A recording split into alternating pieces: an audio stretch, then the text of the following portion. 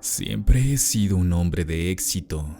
En todo lo que me propongo, lo consigo. En los negocios, en la vida social, con las mujeres. Digamos que tengo un don especial para obtener lo que quiero. Y con Verónica no fue diferente. Era hermosa, diferente a todas las demás, con esa mirada intensa que parecía ver a través de ti. Claro que al principio no capté ciertas peculiaridades, pero ¿quién se fija en los detalles cuando la belleza te deslumbra? Nos conocimos en un evento de la empresa. Yo, como siempre, estaba en la cima, cerrando algunos tratos, siendo el centro de atención. Ella estaba en un rincón, observando como si estudiara el ambiente. Me llamó la atención su aire de misterio. Me acerqué y bastaron un par de frases ingeniosas, de esas que siempre funcionan, para que sonriera. Y vaya sonrisa, podría decirse que ahí empezó todo. Nuestro noviazgo fue intenso, apasionado. Verónica era única. Me decía cosas que nadie más se atrevía. Me desafiaba, pero siempre con una elegancia, con una frialdad que, debo admitir, me excitaba. Era como un reto constante. Nos casamos al año, en una ceremonia por todo lo alto, como a mí me gustaba, con todos nuestros amigos y familiares. Verónica parecía feliz, o al menos eso mostraba al mundo. Yo, por supuesto, estaba en la gloria. Tenía a la mujer perfecta a mi lado, en mi vida. ¿Qué más podía pedir? Luego llegaron los niños, Lucas y Valeria. Mi familia perfecta. La postal que siempre había imaginado. Verónica dejó su trabajo como abogada, decisión que en su momento me pareció un sacrificio enorme por su parte. Para dedicarme a los niños, mi amor, me dijo con esa voz suave que me volvía loco. Yo encantado, menos estrés para ella y más tranquilidad en casa, o eso creía yo. La verdad es que Verónica en casa era diferente. Sí estaba para los niños, eso no lo niego, pero era distante conmigo. Las conversaciones se volvieron escasas, los gestos de cariño casi inexistentes. Pero yo estaba ocupado con mis negocios, con mi éxito. No le di mayor importancia. Pensé que era el estrés de los niños, el cambio de vida. Ya volvería todo a la normalidad. Pero la normalidad nunca llegó. Empezaron las discusiones, por tonterías al principio, luego más serias. Siempre había una tensión en el aire, algo que no terminaba de entender. Verónica tenía cambios de humor repentinos. Pasaba de la indiferencia al enfado en segundos, y sus enfados eran fríos, calculadores. Nunca gritaba, pero sus palabras podían ser como puñaladas. Violencia psicológica lo llaman ahora. En ese momento, yo lo veía como carácter fuerte, ingenuo de mí. Y luego estaba mi suegra, la señora Elena, una mujer peculiar, chismosa como ella sola, siempre metiéndose en nuestras vidas, opinando sobre todo. Al principio me caía bien, era amable, servicial, pero con el tiempo empecé a ver su verdadera cara. Le encantaba sembrar cizaña, crear conflictos, y con Verónica tenía una conexión especial, demasiado especial diría yo. Fue una tarde de domingo en casa de mis suegros. Teníamos una reunión familiar, la típica reunión. Estábamos todos en el jardín, los niños jugando, las mujeres charlando. Yo disfrutaba de un par de cervezas. Mi cuñada Carla estaba más callada de lo normal. Se veía preocupada. Carla, mi cuñada, era una mujer joven, muy alegre, muy cálida, con mucha espontaneidad, físicamente muy atractiva, rubia, ojos claros, con una belleza espectacular. Siempre me había parecido atractiva, claro, pero nunca la había visto con otros ojos. En fin, fue ese día que al rato me apartó a un lado. Ricardo, ¿podemos hablar un momento? Claro, ¿qué pasa? Le pregunté con mi mejor sonrisa. Siempre he sido atento con la familia de Sofía. Quedaba bien, y a mí me gustaba quedar bien. Me llevó a un rincón más apartado del jardín, donde no nos interrumpieran. Es que estoy pasando por un momento difícil económicamente. El negocio no va bien y tengo algunas deudas. La verdad es que no sé qué hacer. La escuché con atención. En realidad, no me importaba mucho su problema, pero fingí preocupación. ¿Y de cuánto estamos hablando, Carla? Necesito unos 50,000 pesos. 50,000 pesos. Para mí no era nada. Una propina. Pero me lo pensé un momento. ¿Qué ganaba yo prestándole dinero a Carla? En un principio nada. Pero siempre hay un pero. Mira, Carla, no te preocupes. Yo te ayudo. 50,000 pesos no es un problema. De verdad, Ricardo, muchísimas gracias. No sabes el favor que me haces. Me abrazó con mucha fuerza, un abrazo cálido y agradecido. Y ahí, en ese abrazo, sentí algo diferente. Su cuerpo pegado al mío, su perfume dulce, su cercanía. Algo se removió dentro de mí. No importante, claro, solo un ligero cosquilleo, pero ahí estaba. Le presté el dinero al día siguiente, sin darle mayor importancia. Un favor a la cuñada, eso era todo. Pero Carla no olvidó mi gesto. Me llamaba para agradecérmelo, me enviaba mensajes, me buscaba en las reuniones familiares, siempre con una sonrisa, siempre amable, siempre agradecida, demasiado agradecida quizás. Pasaron las semanas y Carla no hablaba de devolverme el dinero. Yo tampoco se lo pedí, no me urgía y tampoco quería presionarla, pero sí que notaba que se acercaba más a mí.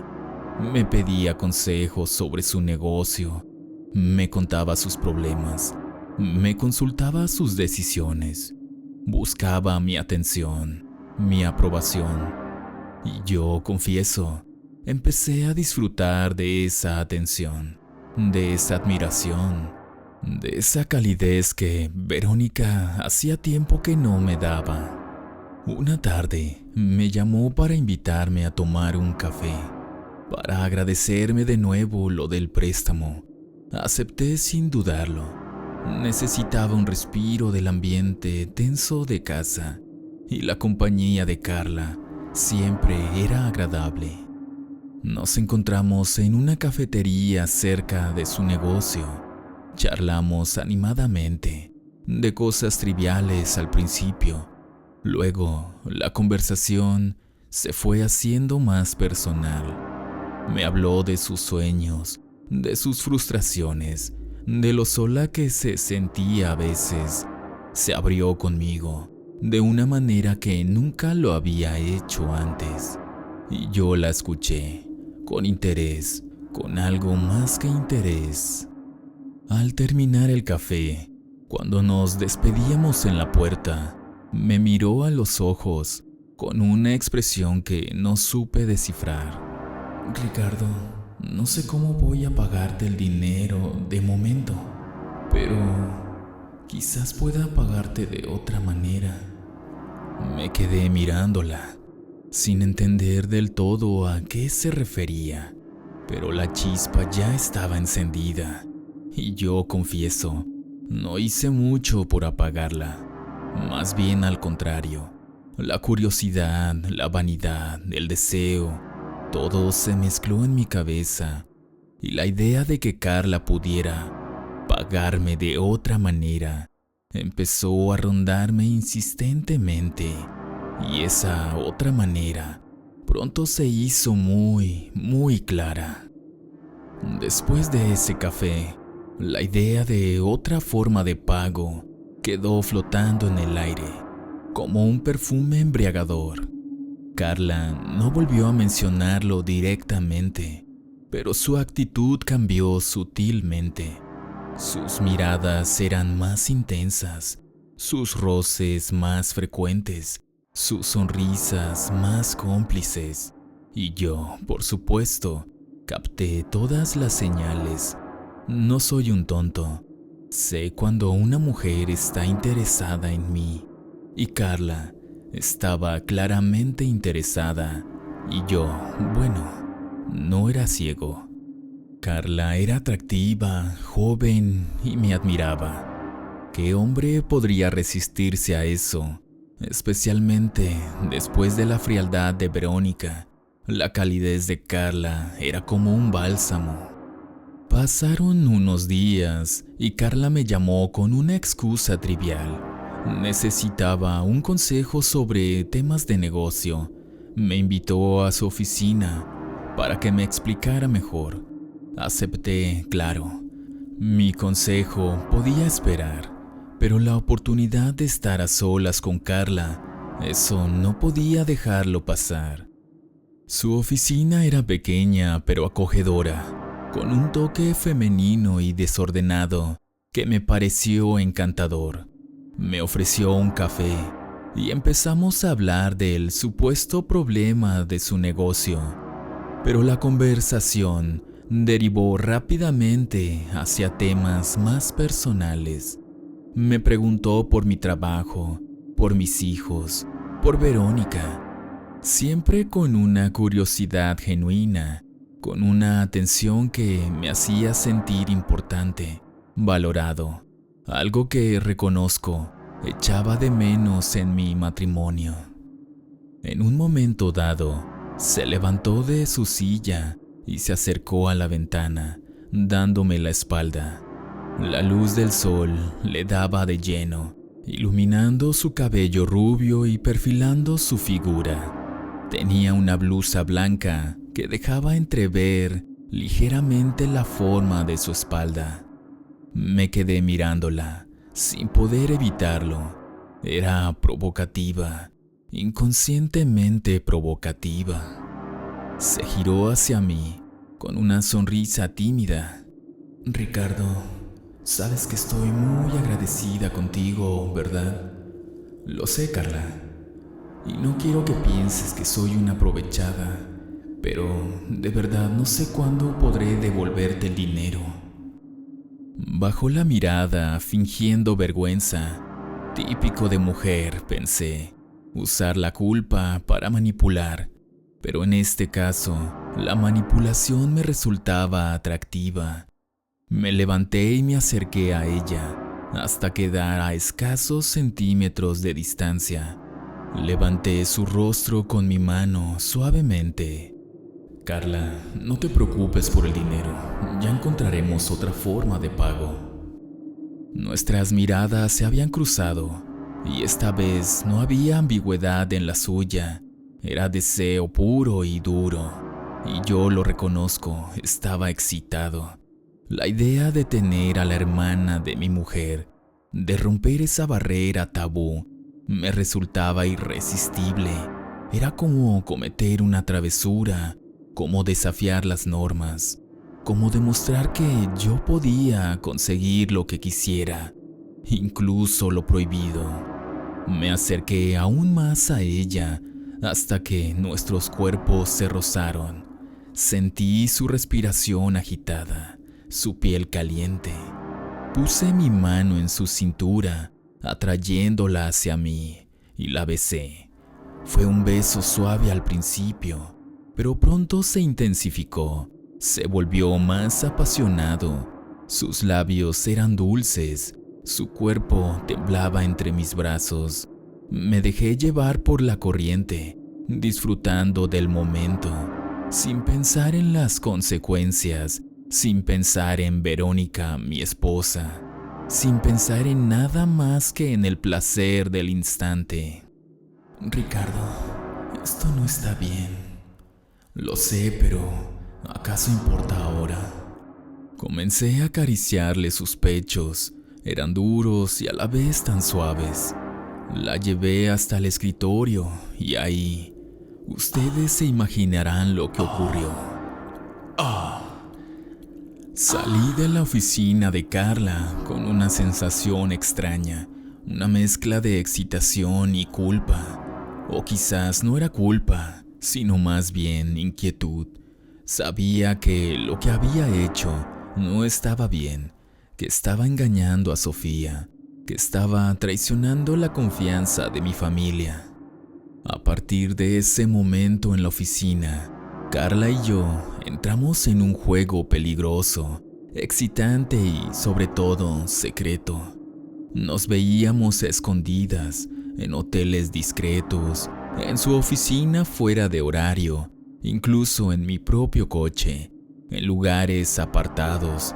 La clandestinidad le daba un toque picante a la relación. Era como vivir una doble vida, y a mí, confieso, me encantaba esa sensación de tenerlo todo.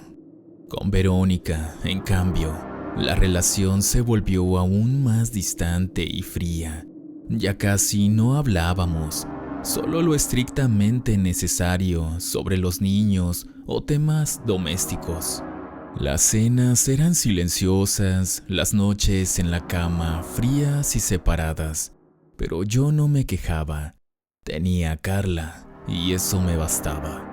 Verónica se había convertido en una figura decorativa en mi vida, la madre de mis hijos, la esposa ante la sociedad. Pero mi verdadero refugio lo encontraba en los brazos de su hermana. Sin embargo, a pesar de mi aparente control de la situación, empecé a notar ciertas cosas en Verónica. Miradas más intensas, preguntas sutiles. Era como si sospechara algo, como si estuviera empezando a atar cabos. Una tarde, llegué a casa un poco más tarde de lo habitual. Había estado con Carla, por supuesto, en un hotel a las afueras de la ciudad. Sofía me esperaba en la sala, sentada en el sofá, con una expresión seria en el rostro. «Llegas tarde, Ricardo». «Sí, he tenido una reunión de trabajo que se ha alargado». «Ah, sí. ¿Y de qué era la reunión?» «Temas de la nueva campaña de publicidad». «Ah, ya veo», dijo ella simplemente. Se levantó del sofá y se acercó a mí lentamente. Se detuvo a escasos centímetros y me olió. Sí, me olió como si fuera un perro rastreador. «¿Pero qué haces, Verónica?» «Hueles a perfume de mujer, Ricardo. ¿Es el perfume de tu reunión de trabajo?» «Estás imaginando cosas, Verónica. Seguro que es el ambientador de la oficina o algo así». «Puede ser, Ricardo, puede ser». Se dio la vuelta y se fue, dejándome solo en la sala, con el perfume de Carla impregnado en mi ropa. Esa noche dormimos en la misma cama, pero a kilómetros de distancia. Verónica me dio la espalda y no dijo una palabra más. Después de ese tenso encuentro con Verónica sobre el perfume, la atmósfera en la casa se volvió aún más irrespirable. Carla, por otro lado, seguía siendo mi vía de escape. Era como una droga. Pero incluso en ese oasis de placer, empecé a notar pequeños detalles que me hicieron fruncir el ceño. Carla se ponía nerviosa si sonaba mi teléfono. Preguntaba con insistencia por Verónica. Quería saber cada detalle de mi vida familiar. empezaba a mostrar celos, una posesividad que al principio me halagaba, pero que con el tiempo empezó a resultarme agobiante. Yo no quería complicaciones, no quería compromisos. Carla era mi amante, mi capricho, pero nada más. Mi vida estaba con Verónica. Un día llegué a casa y encontré a Verónica en la sala, con el ordenador portátil abierto sobre la mesa. Cuando me vio entrar, cerró la pantalla de golpe, con un movimiento brusco que no pasó desapercibido. ¿Qué haces, Verónica? Nada, solo revisaba algunas cosas del trabajo. ¿Trabajo? Pensé que habías dejado el trabajo por cuidar a los niños. Las cosas cambian, Ricardo. Las cosas cambian. Dijo simplemente y volvió a cerrar el portátil, guardándolo rápidamente en su bolso. Un gesto torpe, demasiado rápido, que me confirmó que estaba ocultando algo. La curiosidad me picó. ¿Qué estaba mirando en el portátil?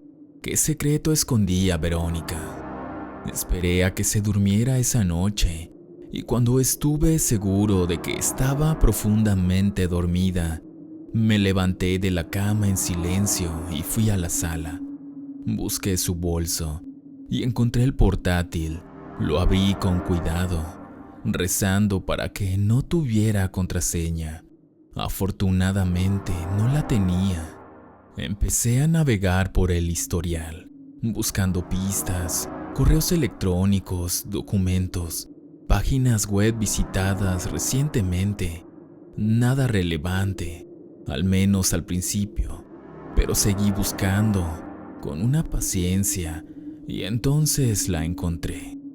Una carpeta oculta, con un nombre aparentemente inocente, documentos familiares. La abrí y ahí estaban, fotografías mías con Carla, fotografías tomadas en diferentes lugares, en diferentes momentos, en el hotel a las afueras, en el coche, incluso saliendo del edificio de la oficina de Carla. Alguien nos había estado siguiendo. Alguien había fotografiado nuestra aventura secreta. Y ese alguien tenía que ser Verónica. Sentí miedo, la rabia, la sensación de haber sido descubierto. Verónica sabía todo. Volví a cerrar el portátil y lo dejé en su bolso, en el mismo lugar donde lo había encontrado. Regresé al dormitorio y me metí en la cama, junto a Verónica, fingiendo dormir. Pero el sueño no llegaba. Sabía que la calma había terminado. El descubrimiento de las fotografías me dejó en un estado de alerta máxima. Decidí actuar con cautela, fingir ignorancia, seguir con mi rutina como si nada hubiera cambiado. No quería darle a Verónica la satisfacción de saber que había descubierto su juego.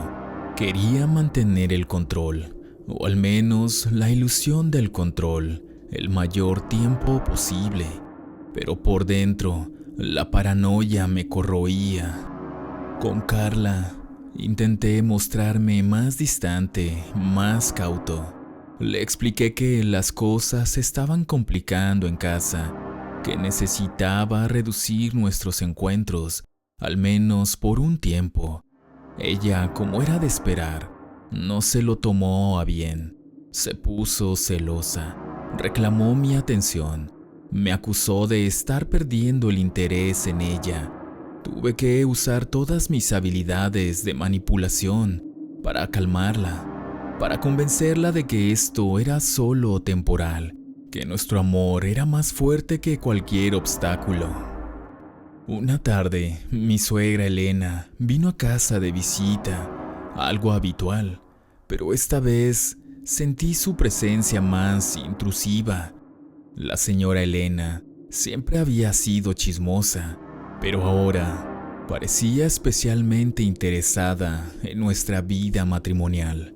En un momento dado, cuando estábamos solos en la sala, mientras Sofía estaba en la cocina preparando la merienda. Ricardo, ¿estás bien con Sofía? La veo un poco rara últimamente. ¿Rara? ¿Por qué dice eso, señora Elena? No sé. La noto callada, distante, como si tuviera algo en la cabeza. ¿No habrá problemas entre ustedes, o sí? No, señora Elena, todo está bien. Son cosas de mujeres, diría yo. Ya sabe, a veces tienen sus días. Poco después, Verónica entró en el salón con la merienda y la conversación cambió de tema, pero la tensión en el aire se mantuvo.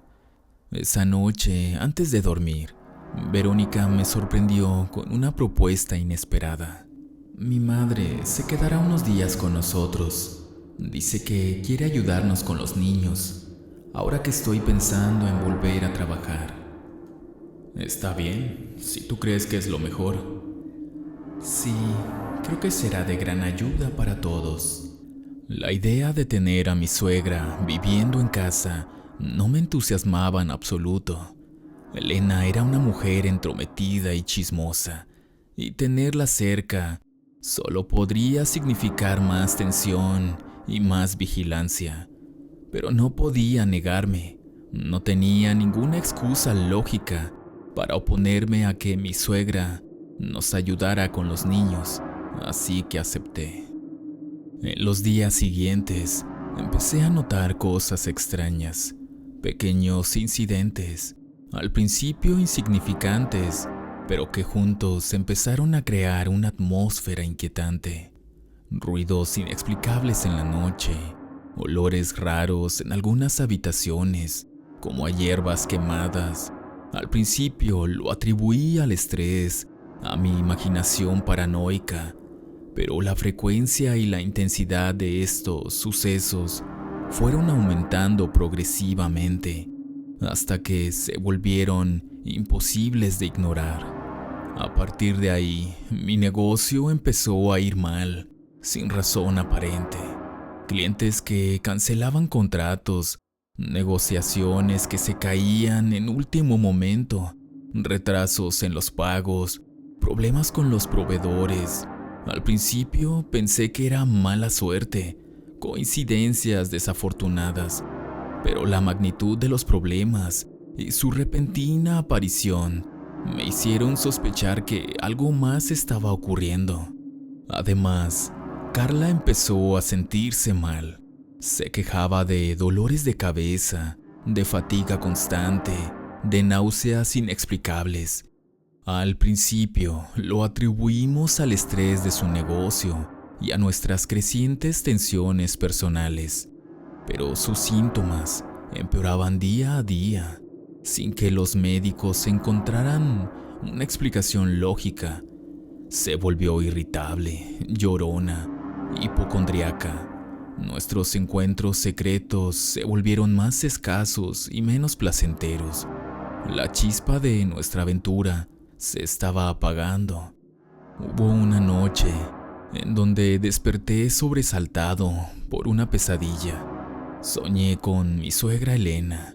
Vestía de negro, con una mirada malévola. Se acercaba a mí con un cuchillo en su mano e intentaba cortármelo. Mientras me rodeaba de humo y fuego, me desperté sudando frío y con una sensación de pánico irracional que tardó en disiparse. Miré a mi alrededor, en la oscuridad de la habitación, y sentí una presencia extraña, como si no estuviera solo, como si alguien o algo me estuviera observando desde las sombras. A la mañana siguiente, encontré un pequeño altar improvisado detrás de un mueble, en la sala. Un mantel negro, velas apagadas, hierbas secas esparcidas, un pequeño cuenco con un líquido oscuro y viscoso, y una fotografía. Mi fotografía, atravesada por alfileres. De inmediato reconocí que los elementos no eran normales, que pertenecían a cierta brujería como en las películas. Entendí por fin lo que estaba ocurriendo. Verónica, mi esposa, y Elena, mi suegra, estaban usando brujería para destruirme, para vengarse de mi traición. Aterrado, busqué a mi esposa para confrontarla. La encontré en la cocina, preparando el desayuno, con la misma expresión impasible de siempre. ¿Qué es esto, Verónica? ¿Qué significa esto? ¿Qué hace mi fotografía sobre este mantel, con los alfileres atravesándome el rostro? No sé de qué me hablas, Ricardo. Debes estar imaginando cosas. No me mientas, Verónica. Sé que esto es obra tuya y de tu madre. Estás intentando hacerme daño con brujería. Brujería, Ricardo. ¿Pero qué tonterías dices? No seas ridículo, por Dios. Se dio la vuelta y siguió preparando el desayuno, como si la conversación hubiera terminado. Pero yo sabía la verdad. Sabía que estaba siendo víctima de un ataque de brujería. Desesperado llamé a Carla. Necesitaba hablar con ella, contarle lo que estaba pasando, buscar su apoyo y su consejo, pero Carla no contestaba al teléfono. La llamé una y otra vez, pero solo saltaba el contestador.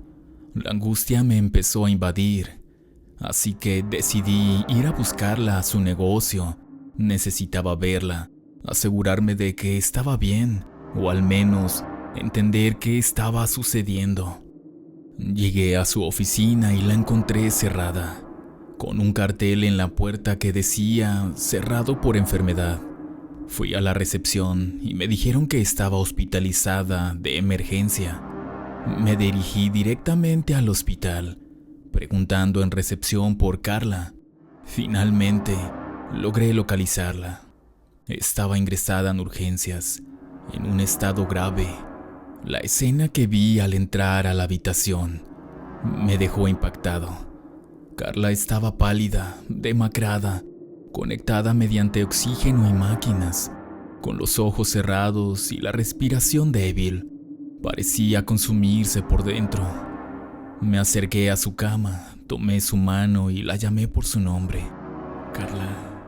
Carla, soy yo, Ricardo. ¿Me escuchas? Sus párpados temblaron levemente y sus ojos se abrieron con dificultad. Me miró con una expresión de dolor y sufrimiento.